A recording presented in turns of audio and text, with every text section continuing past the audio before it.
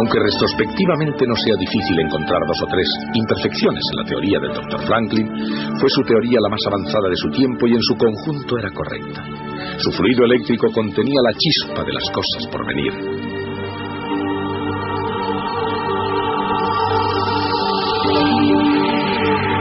Lo que Franklin vio como atmósfera eléctrica en la actualidad y en términos modernos corresponde al campo eléctrico. Alrededor de todos los objetos dotados de una carga eléctrica neta hay un campo eléctrico. Por supuesto, si las cargas positivas y negativas de un objeto están equilibradas, el objeto es eléctricamente neutro y de hecho no produce campo eléctrico lejos.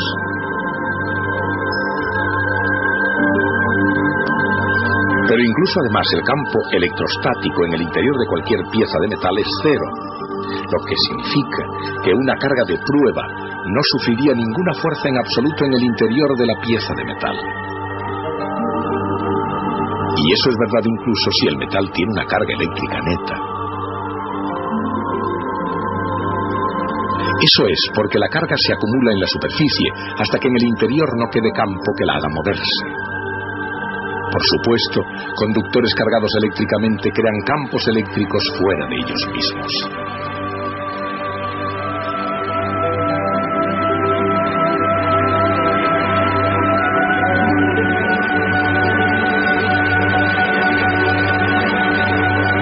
Pero en su interior no hay campo en absoluto. Y como entre 2 piezas de metal cargadas eléctricamente con cargas de signo contrario hay campo eléctrico, entre ellas tiene que haber una diferencia de potencial.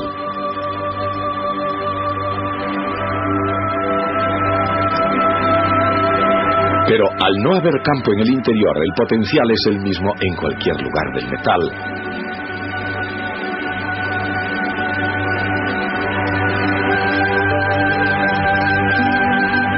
De modo que cada pieza de metal es una región de potencial constante. La diferencia de potencial entre 2 piezas de metal depende de cuánta carga neta tenga cada una. La carga negativa reduce el potencial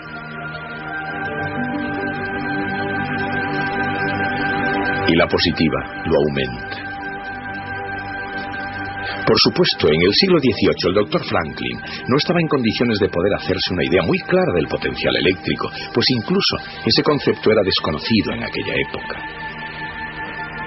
Pero tuvo un enorme conocimiento de la electricidad que él compartía con frecuencia con sus colegas europeos. Y como el más sabio de América, Benjamin Franklin también prestó una atención considerable a las grandes inteligencias del pasado, especialmente a Sir Isaac Newton. Franklin estaba bien informado de la teoría de Newton de la gravitación universal y sabía que la fuerza de la gravedad de Newton une el universo al hacer que las masas se atraigan unas a otras. A Franklin le habría gustado formular una ley semejante, una ley de la fuerza eléctrica. Pero no funciona porque, al contrario de la gravedad, hay 2 clases de carga eléctrica. Las cargas eléctricas que son distintas se atraen mutuamente y las cargas que son iguales se repelen.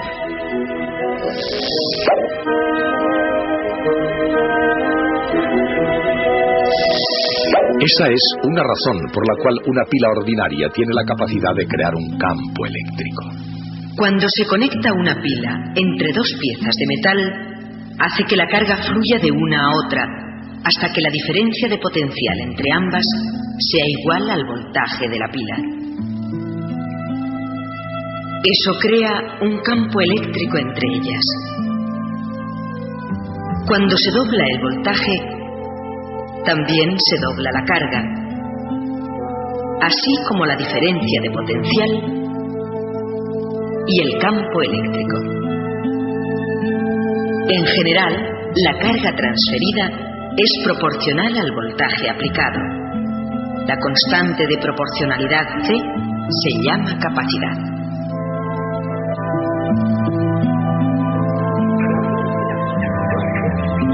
Mucho antes de que existiera un condensador moderno, y mucho menos los medios y las matemáticas para poder ilustrar cómo funciona, todo el mundo conocía los relámpagos. Pero para descubrir en el mundo de las ciencias naturales el papel de los relámpagos, había que seguir a Benjamin Franklin en su estudio de la propia electricidad. De todos los electricistas del siglo XVIII, solo Franklin había visto los rayos en su realidad. Enormes chispas de electricidad, no diferentes del tipo de las que él podía crear en su laboratorio. Sobre el papel había una base para su teoría.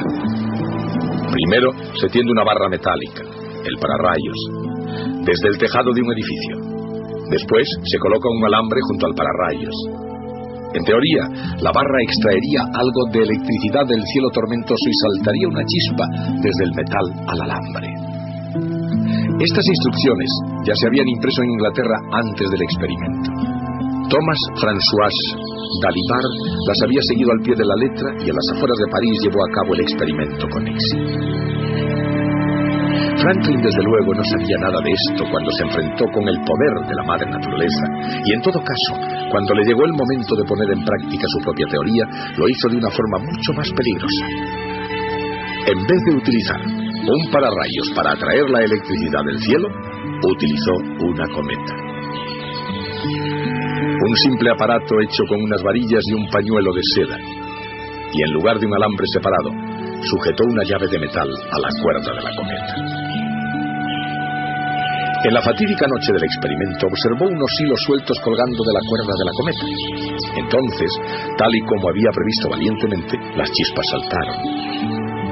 Y cuando pasaron de la llave a sus desnudos nudillos, Franklin sintió entonces algo que ya nunca podría olvidar. Pero en realidad, el más grande descubrimiento de Franklin no se hizo realmente con rayos. Se hizo con botellas de Leyden. Con ellas, más que con un cielo tormentoso, Ben Franklin revolucionó la ciencia de la física. Otros físicos suponían que cuando cargaban de electricidad una botella, le estaban añadiendo grandes cantidades de electricidad. Pero Franklin sabía más. Y con su conocimiento fue el primero en comprender cómo funcionaba un condensador. Se dio cuenta de que el fluido eléctrico no se creaba ni se destruía, simplemente fluía de un lugar a otro. En una botella de Leyden fluía desde el conducto del interior de la botella al conducto del exterior. Dicho de otra forma, la botella de Leyden fue el más primitivo condensador eléctrico.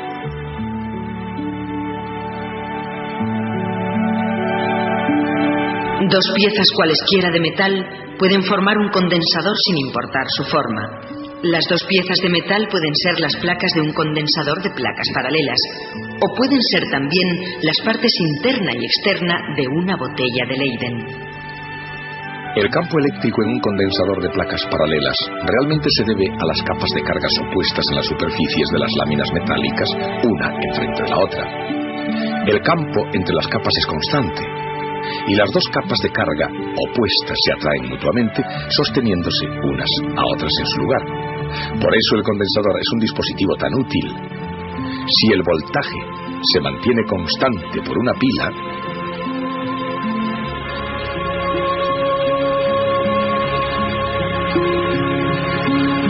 la carga y por tanto la capacidad cambia inversamente a la distancia entre las placas y es directamente proporcional al área de las mismas.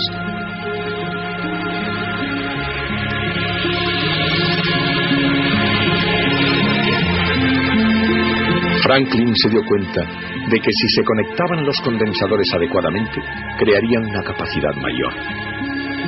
Adecuadamente significaba en paralelo. Una serie de botellas de Leyden, una a continuación de otra, de hecho, creaba una capacidad más pequeña, pero un grupo de botellas de Leyden en paralelo mostraba ser una excelente combinación. Y Franklin lo llamó batería eléctrica, otro término que tiene hoy un significado diferente. Pero lo importante no es el término, es la idea. Y solamente Benjamin Franklin se dio cuenta que no se necesitaba una botella de Leyden para conservar la electricidad. Un simple par de placas de metal paralelas harían el mismo efecto. A pesar de sus inexactitudes poco frecuentes, el estudio de Franklin sobre electricidad fue un hito científico, pero aún así siempre se recordará más a Ben Franklin como un hombre de Estado y un notable funcionario público. Aquí en Filadelfia creó el primer hospital público, la primera biblioteca pública y el primer servicio de bomberos. Como delegado en el Congreso de Albany en 1754, fue tan osado como para proponer una unión de las colonias.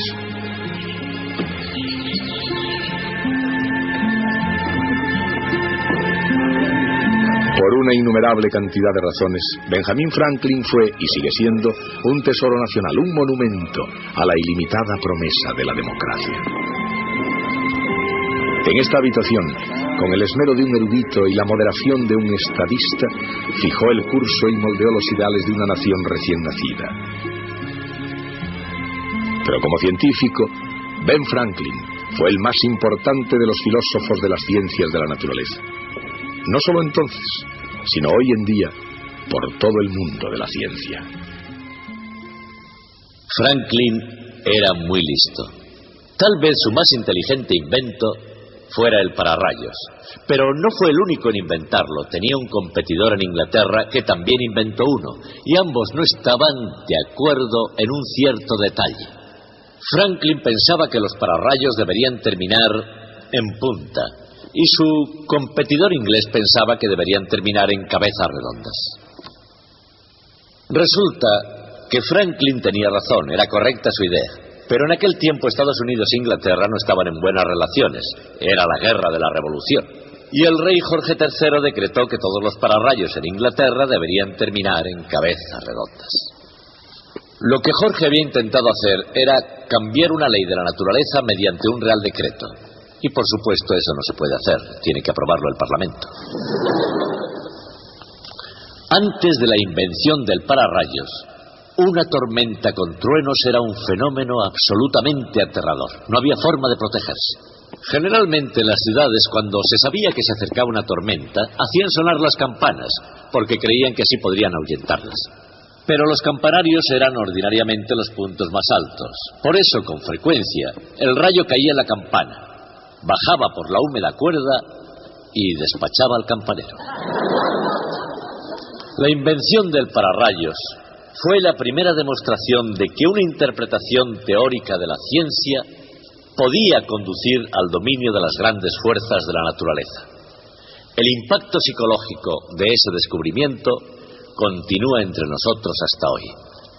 Seguiremos esta historia el próximo día.